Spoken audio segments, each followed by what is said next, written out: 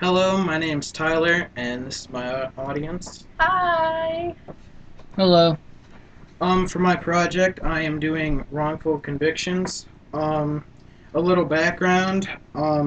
They're when you get arrested from a jury, like you get arrested and found guilty, but you're innocent.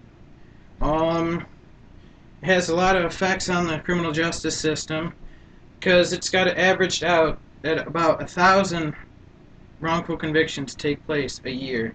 Now that doesn't seem that much, but turns out it's a little bit. It's kind of a lot.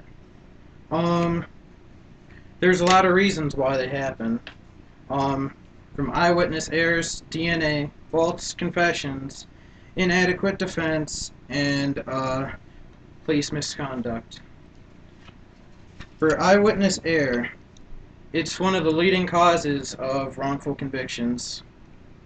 Turns out people really don't know what they're talking about in these situations in which there's like a threat or they panic. So their memories fade. And they also are not like into the harsh environment, like the situation, so that they don't know how to react. Because like if somebody points a gun at you, apparent you're gonna like assume it's gonna be a big gun, even if it might be small, just because the perception of it's pointed at you. Um, for DNA, this is also a cause of leading cause of wrongful convictions. Uh, there's been 303 cases that have been overturned due to DNA. Uh, that's basically because they don't know, like they know how to get their DNA at the crime scene, but back in the day when it started in the 80s, they didn't know how to use it. So they could get you at the scene of the crime, but they couldn't prove that you did anything wrong. You were just there. So like they could pinpoint you were there. So like if you're, let's say like a husband and wife murder, whatnot, the husband's already DNA is already there. So it's just he's automatically a suspect. So that's how a lot of them got wrongfully convicted. All right, a lot of more than a lot of them actually false confess that they did something wrong.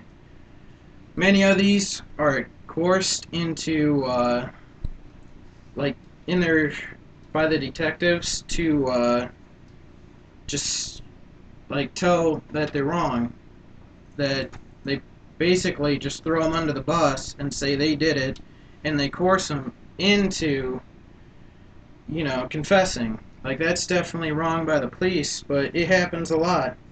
Many feel trapped, so they go for plea bargains. Because if you're getting convicted for a murder and they say you can get life in prison, but if you take this plea, you'll only get a year. Either though you still didn't do it, spending a year in jail is a lot better than spending the rest of your life. So that's another reason why they just I don't understand it, but it's just how it happens. Um, Another reason is for inadequate defense.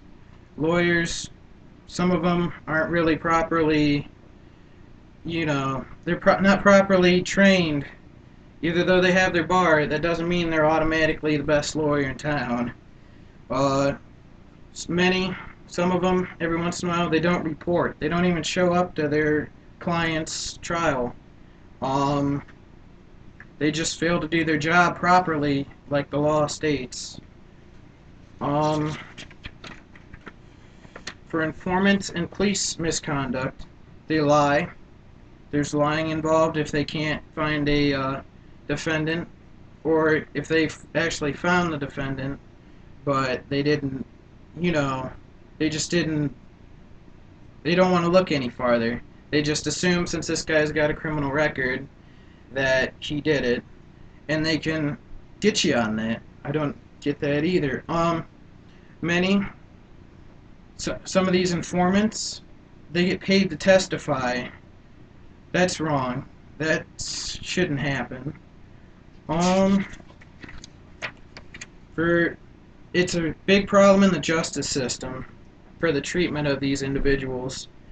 After being stuck in prison for, let's say, 10 years, because I think the average time of innocent people being put in prison is 13 years. That's a lot of time. Like, if they have little kids, they grow up, their older parents die off, like, and they don't get nothing from them. So they all suffer from like post-traumatic stress disorders, and they're just mental breakdowns just on the fact it's prison where they aren't supposed to be. Um, Many of these, actually not many of these, get compensation. There's only 29 of the 50 states that actually give compensation to the individuals involved in these wrongful convictions. And out of those 29, probably only like 10 of them are like significant amount of money enough to make up for uh, their time being in prison. Many, like Wyoming, they get nothing. They lose like 13 years of their life and they don't get any money for it. So it's just wrong and it needs to be fixed. Thanks for watching.